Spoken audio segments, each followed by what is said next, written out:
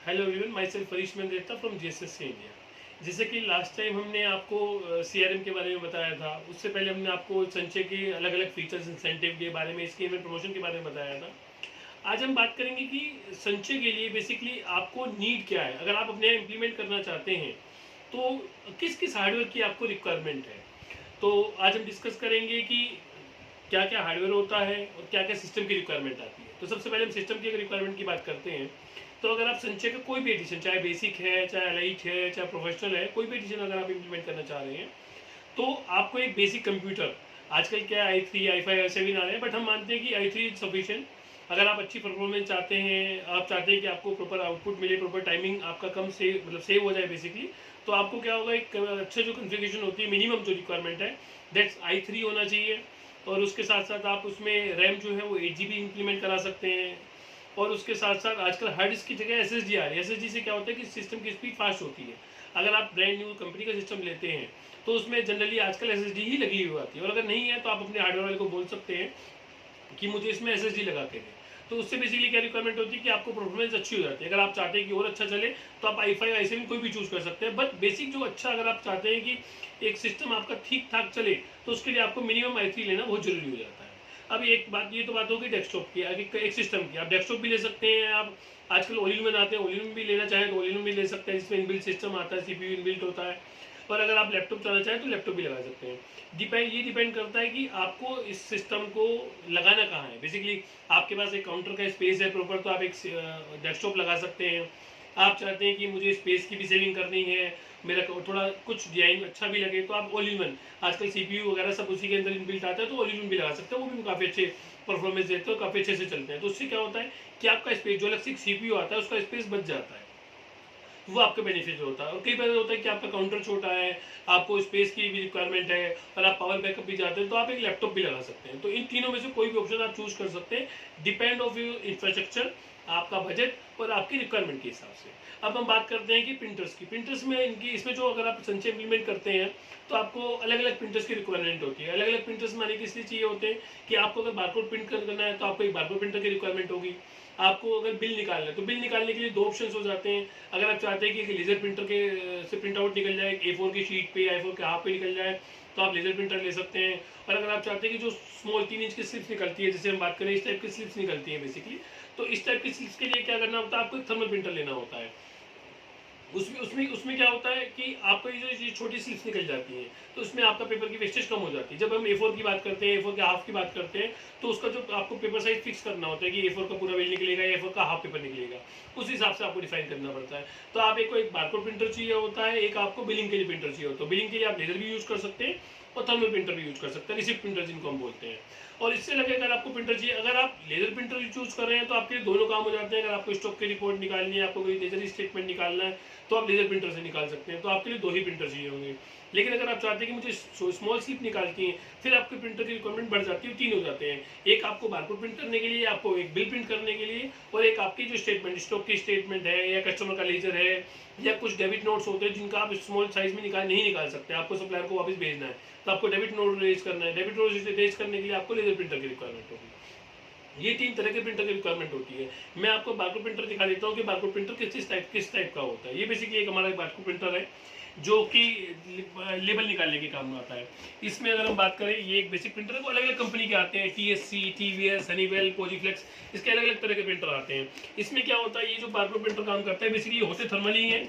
हम इनको thermal transfer बोलते हैं। थर्मल ट्रांसफर मतलब इसमें बेसिकली यहाँ रोल लगता है। ये अगर आप देख रहे होंगे लेबल लगा हुआ है बेसिकली, कि लेबल आप ये प्रिंट कर सकते हैं, ये यहाँ पे प्रिंट आउट निकल जाता है। जब हम बात, और ये एक रिबन होता है। रिबन क्या होता है, जिससे हम लेजर प्रिंटर की बात करते हैं तो लेजर प्रिंटर में इंक डलती है, ऐसे ही इसमें रिबन काम करता है जो इंक प्रिंटिंग का काम करता है। अगर हम बात करते हैं लेवल की, तो आप किस टाइप से निकालना चाहें तो आप इस टाइप से, बेसिकली अगर हम बात करें तो इस टाइप से आपका प्रिंट आउट निकल जाता है कि आइटम का नाम क्या है, उसका साइज अगर आप डिफाइन करना चाहें। इसमें अगर आप चाहते हैं कि उसका डिजाइन नंबर भी डिफाइन करना, तो संचय में अलग अलग, संचय में क्या होता है कि अलग अलग डिजाइन हमने बना के प्री डिफाइन फिक्स करे हुए हैं। तो उसमें क्या होता है, आप साइज भी और डिजाइन भी चेंज अपने अकॉर्डिंग चूज कर सकते हैं। तो उससे क्या आपको आसानी हो जाती है कि आपको अगर चाहिए कि मुझे इस पर आर्टिकल नंबर भी लिखा हुआ आ जाए, इस पर साइज भी लिखा हुआ आ जाए, इस पर MRP भी लिखा हुआ आ जाए, तो आप उस तरह से अलग अलग वे में आप उसको डिजाइन कर सकते हैं। मैं अगर जैसे आपको और दूसरी साइज़ दिखाता हूँ, ये अलग अलग साइजेस हैं जो इसमें बने हुए आ रहे हैं। जैसे कि हम बात करें, इसमें आ गया कि हमारे पास आइटम का नाम क्या है, इसमें साइज उसका शेप क्या है, स्लीवलेस लिखा हुआ है, उसमें क्वांटिटी क्या है, उसका साइज़ क्या है। तो अलग अलग इसमें आर्टिकल नंबर है, कोई कोड है, तो वो सारी चीज़ें आप डिफाइन कर सकते हैं। आप उसमें चाहते हैं कि मुझे एक एमआरपी डिफाइन करनी है, आपने एमआरपी कर दिया। अगर आप चाहते हैं कि एमआरपी के साथ साथ आप सिर्फ एक अपना डिस्काउंटेड प्राइस दिखाना चाहें तो वो भी दिखा, तो वो भी आप उस हिसाब से इसमें चेंज कर सकते हैं। ये बेसिकली बात होती है बारकोड प्रिंटर की, जो कि बारकोड प्रिंटर आपके लेवल प्रिंट करने के काम आता है। अब हम बात करते हैं कि बिल निकालने के लिए। तो बिल निकालने के लिए जैसे कि हमने कहा, एक थर्मल प्रिंटर होता है जो 3 इंच की स्लिप निकालता है, ये बेसिकली थर्मल प्रिंटर होता है। तो ये भी अलग अलग कंपनी के आते हैं। जैसे हमने बारकोड प्रिंटर की बात करी, तो बारकोड प्रिंटर में TSC, TVS, हनीवेल और जेब्रा और गोडेक्स, ये अलग अलग कंपनीज हैं जो बारकोड प्रिंटर प्रोवाइड कराती हैं। और बिल प्रिंटर की बात करते हो तो बिल प्रिंटर है, इसमें बेसिकली क्या होता है, इसमें 3 इंच का हम रोल लगा देते हैं। अगर आप देखेंगे तो ये रोल लगा देते हैं। तो इस प्रिंटर से बेनिफिट क्या होता है, इस प्रिंटर से आपको 2-3 बेनिफिट होते हैं। सबसे पहली चीज़ कि स्पेस कम लेता है। स्पेस के बाद हम बात करते हैं पावर कंजम्पशन, क्योंकि अडेप्टर पे काम करते हैं प्रिंटर, तो आपकी पावर कंजम्पशन कम हो जाएगी। लेजर प्रिंटर अगर हम बात करें तो नॉर्मल पावर पे काम करता है, पावर केबल आपको लगानी होती है, तो आपकी पावर कंजम्पशन जो होती है वो उसमें बढ़ जाती है।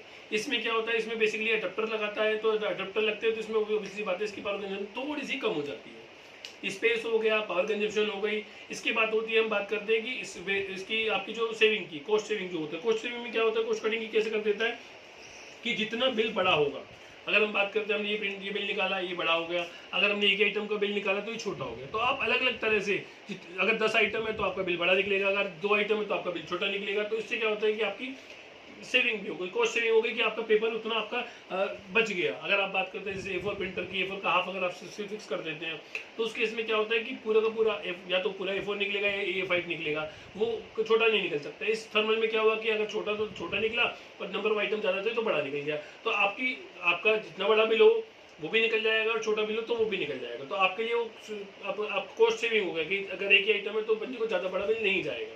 ये चीज़ बेसिकली होगी। दूसरी चीज़ क्या होती है इसके साथ साथ कि इसमें क्या होता है, इसमें इंक नहीं डलती। इसमें क्या होता है, प्रिंटर में थर्मल मैकेनिज्म में काम करता है कि ये इसमें पेपर के अंदर इंक होती है बेसिकली। तो ये क्या करता है, ये अलग से आपको जैसे लेयर प्रिंटर की बात करते हैं तो रिफिल कराना होता है। इसमें केस में होता है आपको रिफिलिंग की टेंशन आपकी खत्म हो जाती है, तो वो भी आपकी कॉस्ट सेविंग होगी बेसिकली। ये तो बात करी हमने बिलिंग प्रिंटर की, एक हमने बारकोड प्रिंटर की बात करी, एक हमने बिलिंग प्रिंटर की बात करी। अब हम बात करते हैं बारकोड स्कैनर की। बारकोड स्कैनर में अलग अलग बारकोड स्कैनर्स होते हैं। जैसे कि ये हमारे पास एक स्कैनर है, ये वायर वाला स्कैनर है बेसिकली। तो इसको हम क्या करते हैं, इसको हम सिस्टम से अटैच करेंगे और हम इन बारकोड्स को स्कैन कर सकते हैं। इसमें आपको वायर और वायरलेस दोनों स्कैनर मिल सकते हैं। अगर ये TVS भी बनाता है, हनीवेल भी बनाता है, जेब्रा भी बनाता है, काफ़ी सारी कंपनियां हैं जो ये स्कैनर्स बनाती हैं। इसके साथ साथ अगर आप चाहते हैं कि मुझे इस स्कैनर्स की जगह एक ऐसा डिवाइस चाहिए जो हैंडी हो और जिसमें आप डेटा भी सेव करते हो, तो छोटे डिवाइसेस भी आते हैं। ये सारे चाइना मेड होते हैं, सारे चाइना से बन के आते हैं। तो इसमें होता क्या है कि इन प्रिंटर्स में आप क्या इन स्कैनर्स में आप डेटा सेव कर सकते हैं। इस डेटा को सेव करने के बाद आप क्या करते हैं, आपको यहाँ पर कनेक्टर दिया हुआ होता है, आप वायर लगाते हैं और वो जो जितना भी डेटा होता है आप सॉफ्टवेयर में शिफ्ट कर सकते हैं। संचय में इतनी कैपेबिलिटी है कि इस डेटा को संचय फैच कर देता है। तो आपको स्टॉक चेक करना है, आपको स्टॉक चेकिंग के काम आ जाता है। आपको बिलिंग करनी है तो बिलिंग के लिए इसको ब्लूटूथ बना के आप ब्लूटूथ के भी तरह यूज कर सकते हैं। तो आपको और डेटा सेव हो गया, ब्लूटूथ की तरह काम हो गया और वायर की तरह भी काम हो गया। तो ये मल्टीपर्पज स्कैनर्स हो गए बेसिकली। तो इस तरह के अलग अलग डिवाइसेज आते हैं, अलग अलग कंपनीज बनाती है, मोटोरोला भी बनाती है, जेब्रा भी बनाती है। तो काफ़ी सारी कंपनीज हैं जो इस टाइप के स्कैनर्स बनाती है। तो आप उनसे कोई भी स्कैनर्स आप अपने हिसाब से चूज करके कि मुझे आप बजट के अकॉर्डिंग, तो आप फीचर्स के अकॉर्डिंग आप सेलेक्ट कर सकते हैं। ये हमने बात करी आज हार्डवेयर की, कि संचय को लगाने के लिए आपको बेसिक क्या क्या रिक्वायरमेंट होती है। वो एक कंप्यूटर या लैपटॉप, एक बारकोड प्रिंटर, एक बिलिंग प्रिंटर और एक बारकोड स्कैनर, वो वायर या वायरलेस, ये कोई भी हो सकता है। ये इन हार्डवेयर की आपको ज़रूरत होती है। आप अपने संचय इम्प्लीमेंट करना चाहते हैं तो आप हमें कॉल कर सकते हैं, हमें मेल ड्रॉप कर सकते हैं, हमें फेसबुक, इंस्टाग्राम, ट्विटर पर फॉलो कर सकते हैं और हमारे यूट्यूब चैनल को सब्सक्राइब कर सकते हैं। Thank you very much.